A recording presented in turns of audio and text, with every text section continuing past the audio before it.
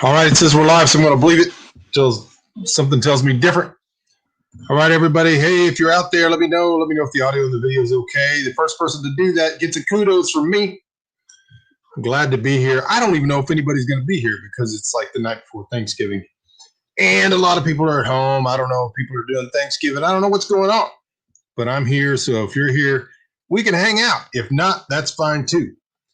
I don't I don't know what to expect. I thought about this today and I thought, I'll be there. Maybe some people are hanging out. They don't have anything else to do. Maybe I could rescue them from staring at their phone or some social media, getting dumber by the minute. Or perhaps they had something else planned to watch a movie or something and they're like, hey, bunker's on. Maybe we'll do that. We don't know. We'll find out. But I'm okay if nobody's out there, if nobody wants to watch, if nobody has anything to talk about, then that's fine too. But if you're out there, let me know if the audio and the video are okay before I go too much farther. That way I can know. Nothing yet. So we wait. So maybe some of my regulars are here. All you have to do is get in the comment section. Everybody push in, get in the comment section wherever you are, and type into the comment section, say the audio and video is okay. If it's not, if you can't hear me or something else, then I know I got to stop. You never know how this thing's going to work. So I'll just go ahead and go ahead for a minute. We'll do the boxing. Audio and video are great. All right. That only took 1 minute and 34 seconds for me to receive the message. All right, everybody. My name is Michael Bunker. This is the Bunker Nation. Glad you all could be here. I'm going to be your host for the evening. I'm going to do the box thing, and then when we come back, maybe we'll talk. We'll see what we're going to do.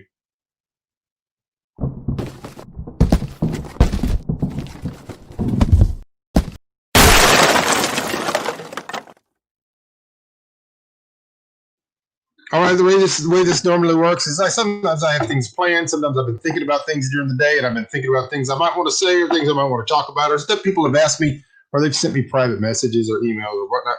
Other times I don't have a clue, like today. I have no idea. Hello, good to see you. I have no idea what I'm going to talk about, and I have nothing really to say. So you never know how that's going to turn out. That doesn't mean I'm not going to go on a rant or that I'm not going to turn into something. But the way this works is you come in, if you want to be nice, if you want to be friendly, if you want to be communicative, come into the comment section wherever you are. If you're on YouTube, if you're on Facebook, if you're on Twitch, if you're on Periscope, wherever you are, and type into the comment section where you are. Say hi. If you have a question or a comment or anything you want to talk about, just type it into the comment section. This is going to be one of those shows where I probably will end up, for some reason, deleting a couple of the platforms. We'll see how that goes. I can't predict everything, but I know that's probably going to happen. Hello, Scott. Good to see you. Hello, Kim. Hello, Pat. If you guys are out there, hit the like button wherever you are, and then come in and say hi and all that. So today's the day before Thanksgiving, and I'm feeling very thankful. Today's day 10 of our COVID experience. Day 10 for me and Jennifer. Day 11 for Sarah. It's like 14 or 15 for Danielle, but we're pretty much considering her past everything. And so a little bit of a remnant cough here, but I'm feeling okay. The only thing that's really hung on for all of us is we're all very tired. A little bit of activity pretty much exhausts us, and a little bit of a cough. It's not even really a bad, like, productive cough. You just get a little irritation in there every once in a while. Other than that, we seem to be doing okay, and we're very thankful. Hello, War Dogheim. Hello, Ethan. We're very, very thankful.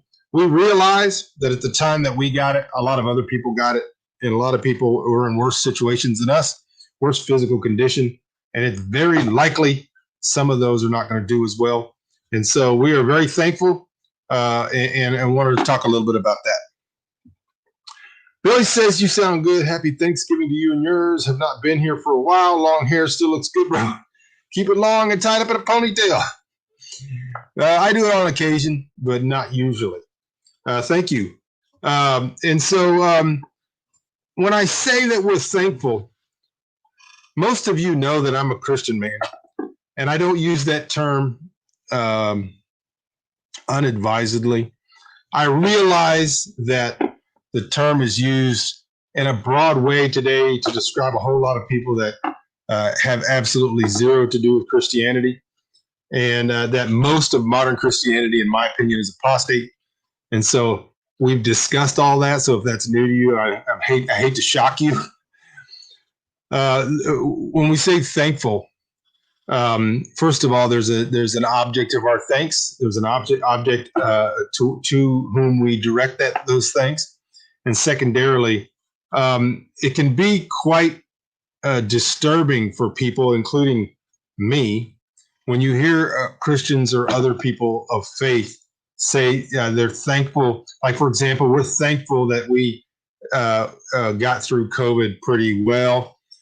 And for people that don't know any better, they don't know religion, they don't know Christianity in particular, which is almost all Christians, by the way. That can sound a little bit put offish because there are people in like straits who don't do as well. It always used to bother me when someone would say, oh, I was driving down the highway and a ladder flew out of a guy's truck and God miraculously kept it from hitting us. It's a little bit bothersome. And the reason why is because there's an assumption that cause and effect, all of a sudden we're put on hold, that it was a miraculous intervention on your behalf, and there is some sort of merit on your part through which you deserve this. And for most Christians, it's merely a declaration that they believe is what changed them from a non-Christian to a Christian, just something that they did. And that's very, very troublesome for me, since I know there are a lot of people that are, and let me let you know that I know that we're in a very hyper-political situation. Everything is politicized. From the very beginning of all of this, I said I am not an expert on COVID. I'm not an expert on viruses. I don't talk about the virus per se. I don't believe the virus is the thing. I believe people's reaction to the thing is the thing, and I'm not an expert. I am no more an expert now than I was before I got it. Maybe a little bit more of an expert than you, but that doesn't mean anything. Anyway, Ethan, you don't have to let me know when you're leaving. Just appreciate you coming by. So it can be a little bit troubling the way that people deal with their thankfulness, and it can sound a little superior, and it can sound ignorant of the truth of what happens in the scriptures. And so a lot of times you see ignorant professing Christians who really don't know anything about anything at all. They don't know their scriptures. They don't know it. And they come across as if somehow by their merits, they walk around in a bubble of blessing. Meanwhile, people in the Sudan and Somalia who profess the same Christ get shot in the head because they're getting baptized in a place where that's not allowed. It's ignorant of all the history of Christianity where people had their tongues cut out or sawn asunder and all this kind of stuff, merely for possessing the scriptures in their own native tongue. And so I'm always careful when I say that we're thankful to let people know that we are thankful regardless of God's dispensation concerning us. In other words, had God determined that this was a way that we were going to experience pain and suffering and death, he would be as glorious, he would be as true, and he would be as gracious than had he not done that. In other words, nothing that's happening to us changes God one bit. And so I just always try to be real careful when I say that we're thankful. We're thankful clearly in our flesh that God chose to allow this to be a minor case, to teach us through it, to show us things we hope, to give us humility in dealing with these type of things.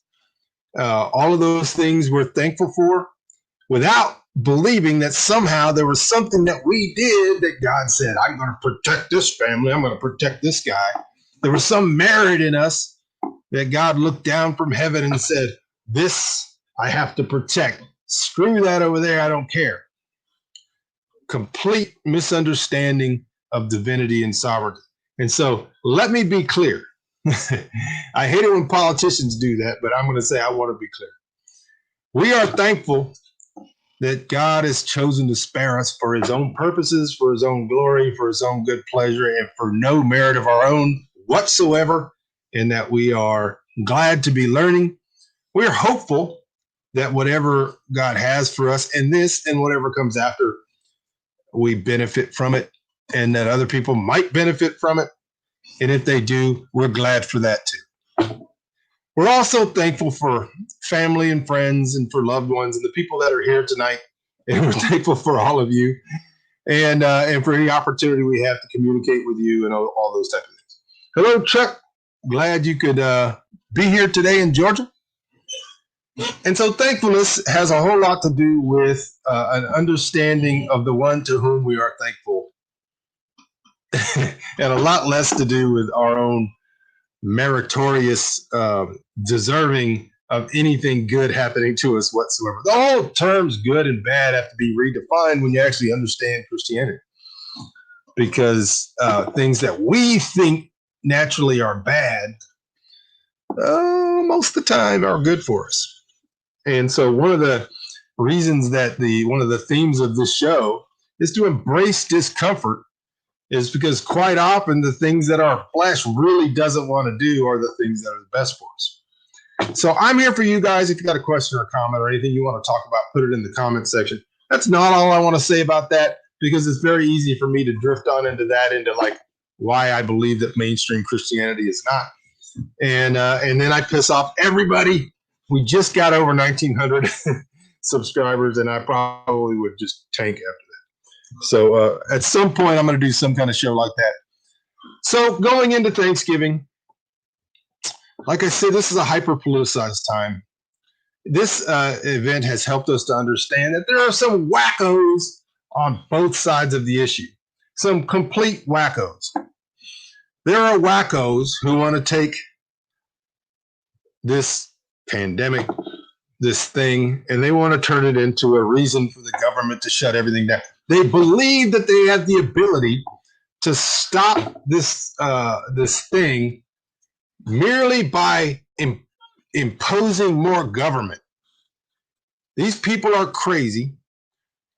And I truly believe, and I'm not an expert on the disease, but I am an expert on people, and I'm an expert on how people react to things. That we will find out, maybe, if not here, then on the other side, as many people are going to die from despair, from loneliness, from depression, from economic destruction, and from all of those things as are going to die from COVID-19. I truly believe that that's true. And I think that when we only look at one thing, which is somehow that we're going to stop the spread of this merely by imposing more government and doing things that probably are going to be destructive of the very fabric of our society, including the economic engine that drives it, I think that we are at risk of doing the very thing or causing an equal amount of damage and destruction and permanent loss as the COVID-19 is going to do. On the other side of the coin, and I've just run into this recently, because I just recently got COVID-19 with my family. There are some crazy people out there who think that this is completely made up, and now somehow I'm a part of it. I'm in on it. And that's discouraging. It's discouraging because it's, first of all, it's demonstrably not true. Everybody will end up having major loss. Everybody's going to have a loss. And whether that's somebody dying from COVID-19 or somebody committing suicide or somebody just not being able to make it, losing their mind. Those things are happening all over the place. And it is sad to have people who are so bent on their own self-heroism that they're willing to look on the rest of the world and think people who are actually sick, people that are actually getting sick and dying, are all part of a big plot. That doesn't mean that there's not plots swarming around this thing and that there aren't people who are evil who want to take advantage of it. Clearly there are. That's exactly what I just said. But there are two complete extremes, and both of these people are insane. And this other insane side, which I've experienced now, is the same problem. It's the same problem. They're so self-interested, and they really have no care or empathy for anybody else. And so my feeling is, and I'm always telling people, you need to moderate your certainty, have a little empathy and a little thought. Both of these things can be true. And by both of these things meaning that it can be true that evil people and kings and the people in power in the deep state, in according to the Proverbs and elsewhere, are gathering themselves and in rebellion against truth and light and freedom and all of those things and want to destroy it. And it's also true that there are people who, with no compassion whatsoever, whose own completely misplaced idolatry of themselves have made themselves feel heroic merely by denying that anybody else is suffering, or that anybody else can get sick, or that anybody else is going to die from this. And like I said, I think it's going to touch everybody before it's over. So that's what I think. And if it's possible for me to piss off everybody, I'll usually try to do exactly that. And so, I'm a little bit melancholy right now, not only because it's Thanksgiving, but because there are people that I know that are suffering from this. I don't wish it on anybody. I'm not happy that some statist or somebody gets it. I'm not reveling in the fact that we just kicked its butt, right? That's what you're supposed to do with disease now, right? You just declare that you're kicking its butt. There's a complete lack of humility in that attitude that I have a problem with. And so we didn't kick anything's butt. We were, for no reason, preserved through it. For no reason other than my own selfishness, way back in January, I decided to get in shape. The number one comorbidity for COVID-19 is obesity, and I was morbidly obese. Had that situation remained, who knows what would have happened? And yet, I was operating in my own self-interest. And so, that's strange for people to think that somehow sovereign God just decides to do this for a worm of the earth who has no merit to deserve any of it. And so that's kind of why I'm feeling a little melancholy right now. And I know I've felt family members who are at risk. I have family members that are concerned and worried, as they ought to be. You can't help it if you're in your 70s. You can't help it if they stuck you in a place where this thing is running crazy and killing a lot of people. I have my own problems with those places, but that's not anything you chose. And nobody chose. Clearly, like I said, the number one comorbidity is obesity, and that's something people could do about it. And I wish they would. But other than that, there's a lot of old people, and there's a lot of people that are at risk who my heart goes out for, and I pray for them, whoever they are. And so, maybe this is a call for all of us to maybe just have a little understanding. I'm not weakening. This is the same opinion I've had since the first day. The only thing that's changed is that I have seen people that I know barking things that aren't true and acting like somehow this is all some machinations and that people aren't really getting sick and that the sickness isn't actually fundamentally different, that it isn't a real thing. And I just think that that's amusing. All right, in a bad way. God laughs at these people in political pharmaceutical power now, and often as us people who are clueless to his word at times. I must admit I'm clueless at times and don't like it, but I must admit it. Well, good. So guard your certainty. And so one of these days, I intend to do a series of shows. I'm going to try to do it slowly and deliberately on my understanding of the faith, specifically targeted for agnostics and atheists, but anybody's willing to listen. And this is kind of a beginning, stepping off place of that sort of thing, because I do believe that most of mainstream Christianity is false and apostate. Most people who consider them Christians probably are not. themselves to be Christians probably are not. That's not a lack of care or love or empathy on my part. It's just a fact of understanding that there is a description, there is a definition of things that's given for us outside of ourselves. That's a law that we can look to. And these people have not. And they believed a gospel that's false. And so we're going to get to that at some point. In the meantime, if you got a question or comment, we don't have to talk about morose things or melancholy things. If you want to talk about something else, just type it in the comments section. I'll be glad to be here for you.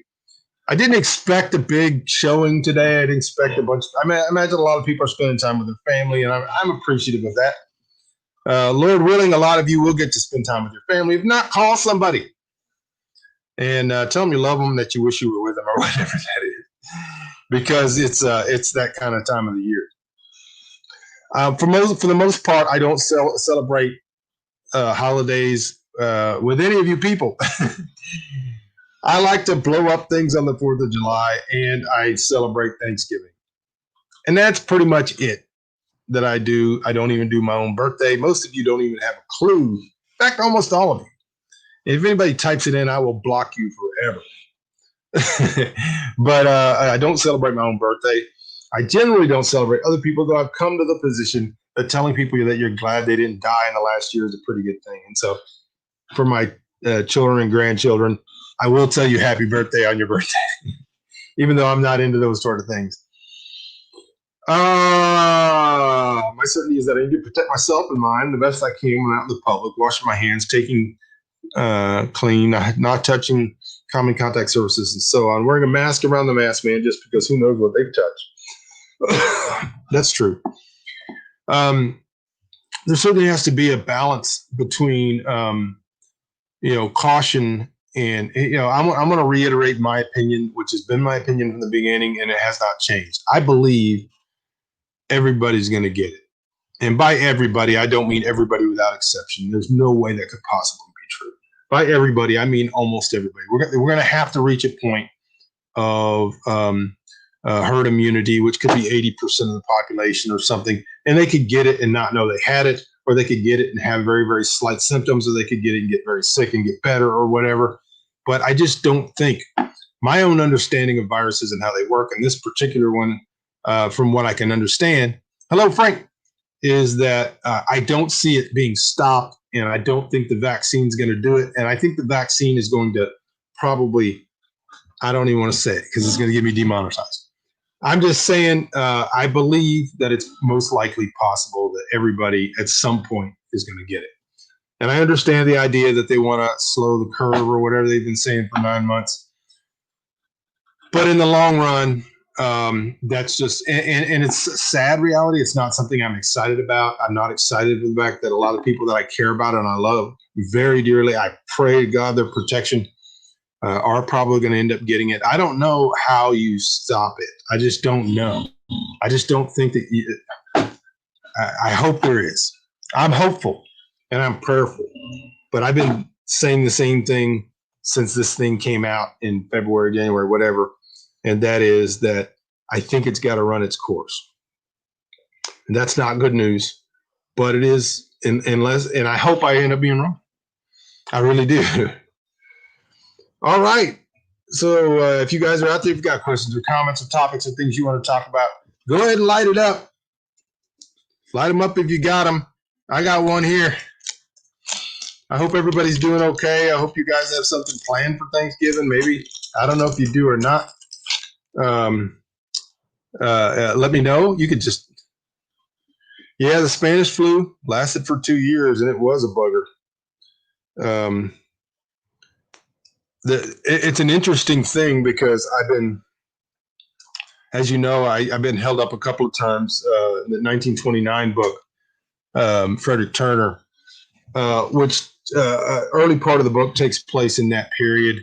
And then I'm now reading an actual biography of Bix Beiderbecke that goes almost weekly through his life. His life was very short.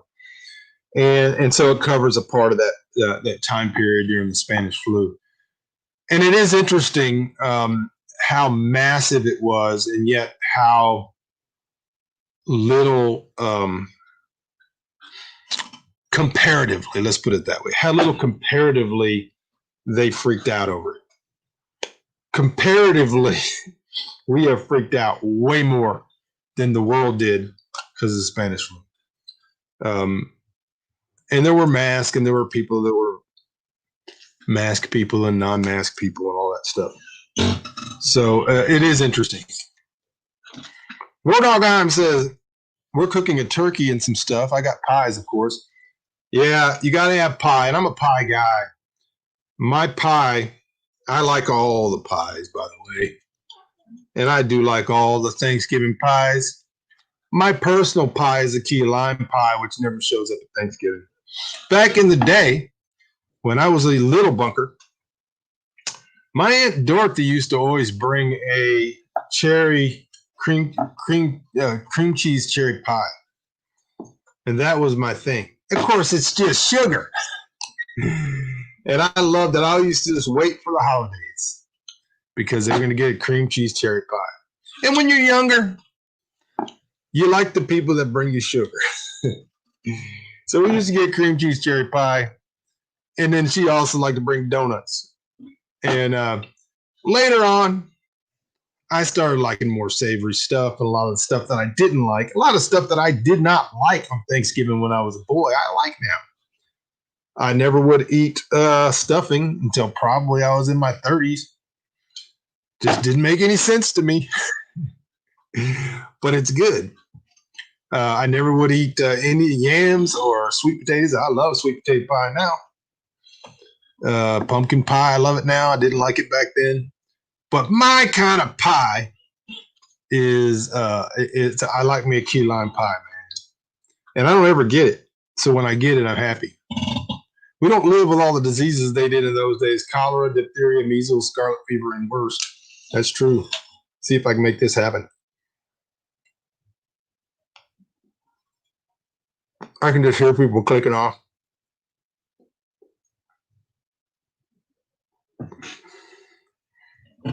Smallpox and the plague were still prevalent as well.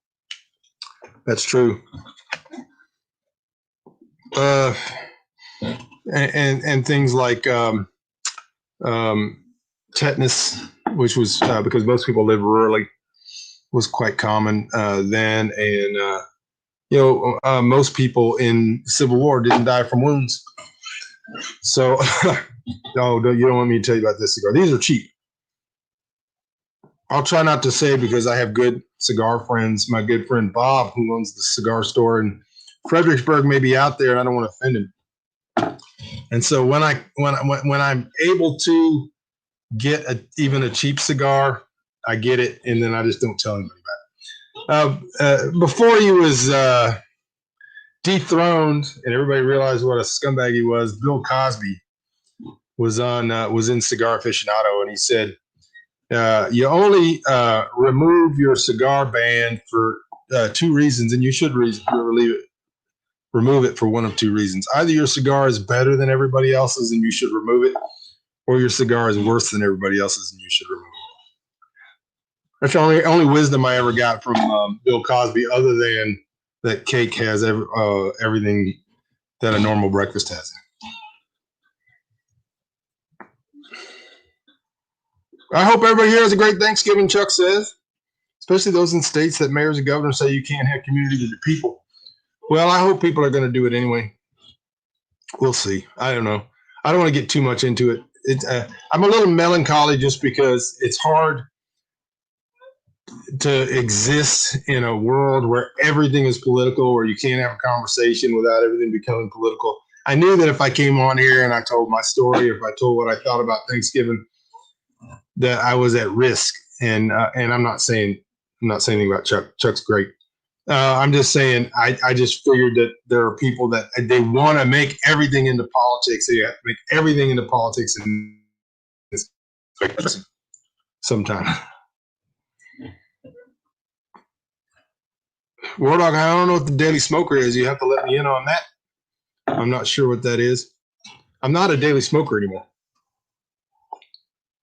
You weren't saying that I am. It sounds like a podcast or something. All right. If anybody has questions or comments or anything you want to talk about, I don't mind ending the show short. But if people are out there and you want to talk, you got things you want to talk about, you got questions or comments or anything, topics, just get into the comment section and lay them out. I've been thankful to everybody who's been subscribing. We've had quite a few subscriptions over the last week or so. We got up over 1,900. That's kind of fluid because every time we peak, then we valley. But I think we were up to 1,908 this morning. We'll see what that happens. Oh, all right. Daily Smoker, gotcha. Yeah. All right. Well, don't worry about the package. When it gets here, it gets here. And when it gets here, I will start doing a couple of shows from the rolling table. We'll do some rolling shows. I don't know how YouTube's going to do that as far as monetization. They demonetized a few of my rolling ones, and then they said, then they let some of them go. Some of them they demonetized because they had tobacco in them, and then other ones they've just let go. So I have no idea what they'll do. But we'll do a couple from the rolling table. Once I get that area cleaned up and I have some tobacco, we'll roll some cigars and chit chat and talk.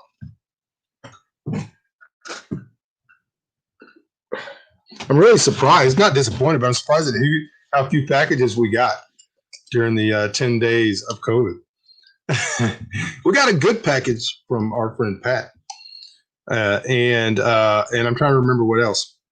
I ordered my wife a pour over coffee carafe thing.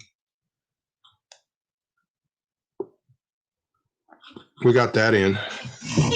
I ordered myself. Oh, I got myself a one of those old school waffle makers that you could put on the wood burning stove, or you put it on the fire. It has the two sides. You know, it's cast iron.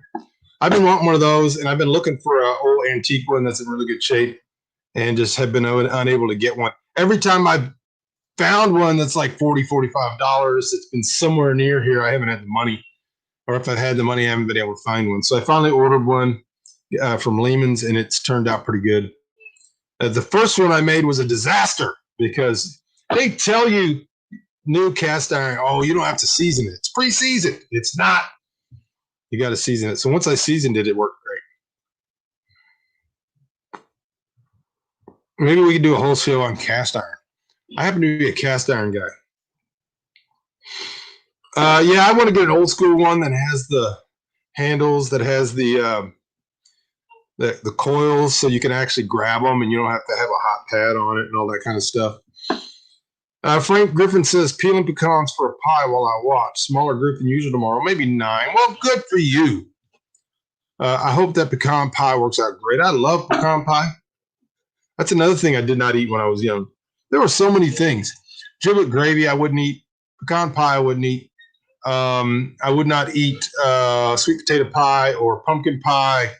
I would not eat green bean casserole. There's a lot of things I wouldn't eat just because I didn't think they looked good. And I didn't have somebody wise like myself to go, take a bite. Just take a bite and see what you think.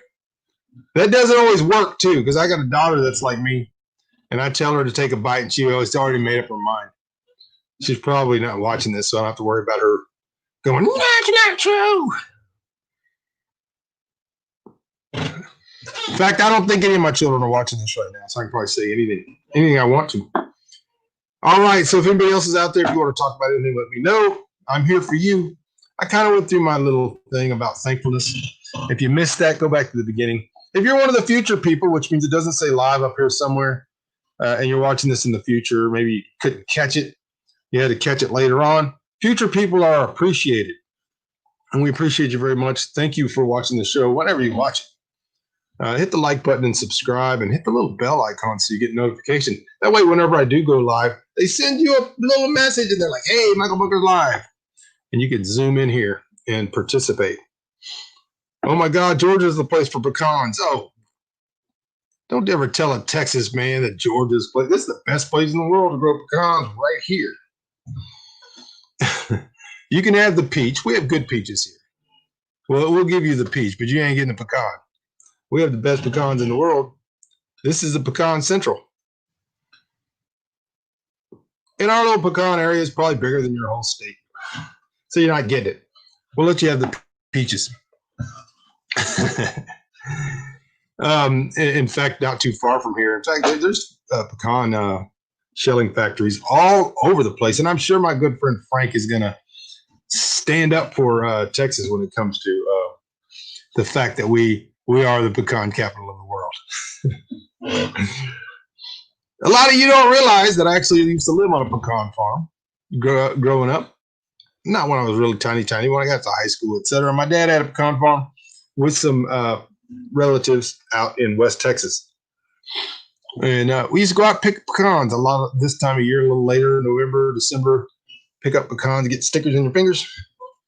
Anybody who's tried to pick up pecans in West Texas, know you get a pecan, you get 5 goat heads in your hand.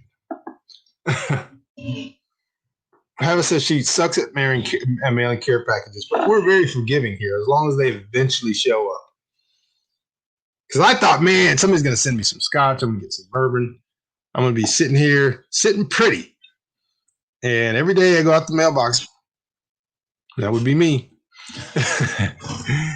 All right, you guys have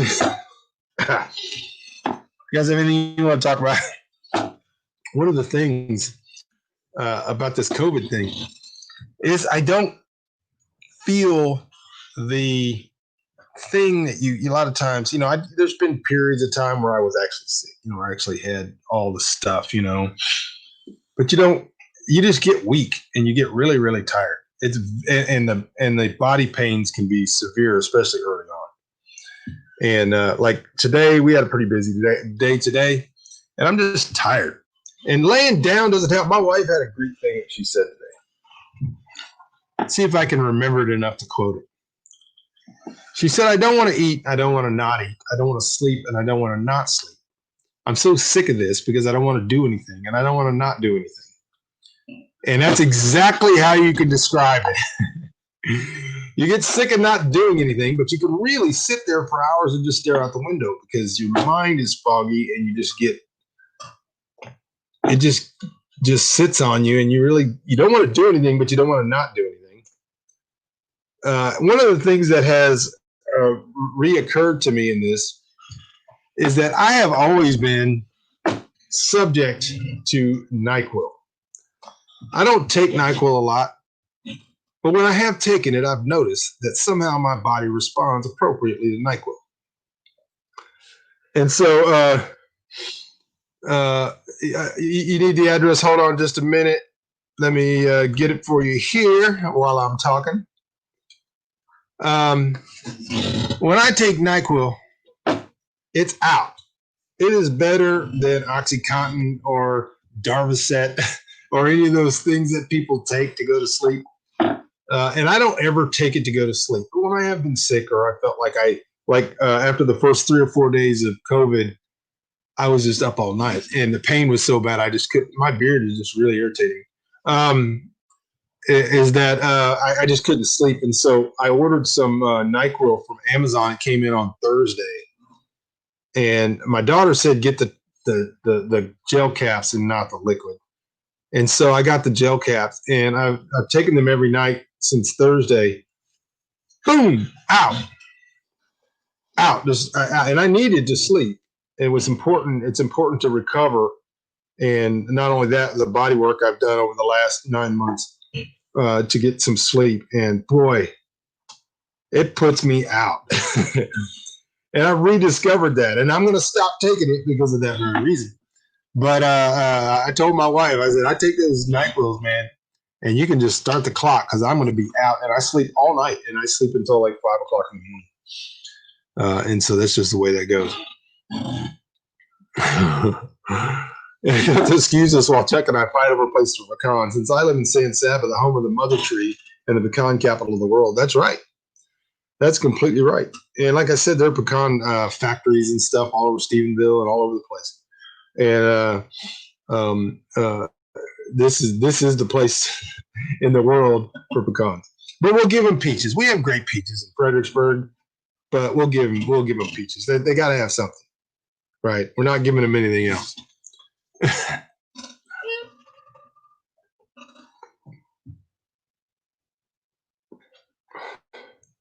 So back in late February, my hubby and I both felt like we were coming down with something: major body aches, extreme fatigue, chills, but no fever. This was on and off for about 6 weeks. All right, I think I know where you're going, but I'll let you continue if you have more to say. We've run into this a lot, and I'm not at all. I don't have an opinion one way or another if anybody else has had it before. My daughter felt very much like she'd had this before in March. She got very, very sick, almost needed to go to the hospital, coughing up blood, all that kind of stuff. And we all got sick from her, and we all thought, well, maybe that's what that was. It turned out probably not. That doesn't mean that she didn't have it. That's definitely probably not what we had. And there have been some notable cases where people have been reinfected, although it is so notable, they know their names. That's how few of them there have been. And so the probability of most people thinking they had it is probably low. That doesn't mean it's not true. But most likely, I can tell you it's different than most of the things that I thought. I really thought I was going to get through the whole thing without losing my sense of smell. And then, like, was Wednesday, Tuesday or whatever, or Monday, gone. And so that's not 100% of the time, but everybody that I know that's got it has lost their sense of smell. And I don't know how long that'll be gone. It could be 6 to 8 months, they say, or it could be shorter. Yeah, and there's a lot of that. And like I said, there's no way to know. There's no way to know if they don't have some kind of antibody test. But we hear it a lot. We certainly thought that that was true, that maybe the whole thing had gone through our house without us realizing that's what it was. But most likely it wasn't. Frank is here in Texas.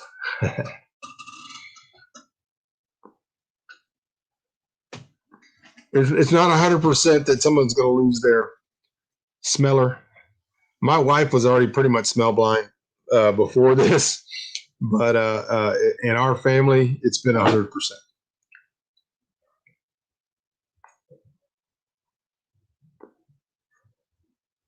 All right, everybody, I'm going to give you a few more minutes. If you got any questions or comments or topics or things you want to talk about, type into the comment section. And he said San Saba, Texas. That's the nearest area. That's not where he lives. But I think San Saba is like the pecan capital of the world. Yeah, my wife's always had this really, really bad sense of smell, and it's always been a point of difference. And so I understand her now. Maybe me, pardon me, maybe me getting this has been so that I can understand going through life without a very good sense of smell. I don't know how long it's going to last, maybe till I understand it. I am doing it. I'm feeling better. I appreciate you guys, as always. It's always good to be here. I hope everybody will take my advice and be thankful. Try not to be so dogmatic about everything, but when you are dogmatic, know what you're talking about. Make sure you moderate your certainty. Love those who are around you as best that you can, and do what you can. By the way, give somebody a call tomorrow. Tell them you love them if they are not going to be able to be around other people. And there's a lot of those people that are out there, especially if they're older. And so I want to tell everybody I do love you. I appreciate you. It's one of the reasons I'm here. And if you guys are future people, there's things you want to talk about, you got topics, you want me to do a whole show about something that you're thinking, put it down in the comment section on YouTube after this show is over. Just wait till this show is over. Wait for about 10 minutes, hit the refresh button, go down there and put a comment. The more comments, the more YouTube thinks, hey, people like this show. They like to participate, and we want to tell more people about it. So you all can be helpful in that respect. Also, pardon me, hit the subscribe button. Lord willing, I'll see you guys soon. It's not going to be very soon because I'm not going to be doing the show tomorrow. I might do one sometime towards the weekend, but we'll see. I hope everybody has a great Thanksgiving. Remember, if you don't have anybody to be thankful towards, then you probably need to think about things. Love you all. Talk to you soon. God bless.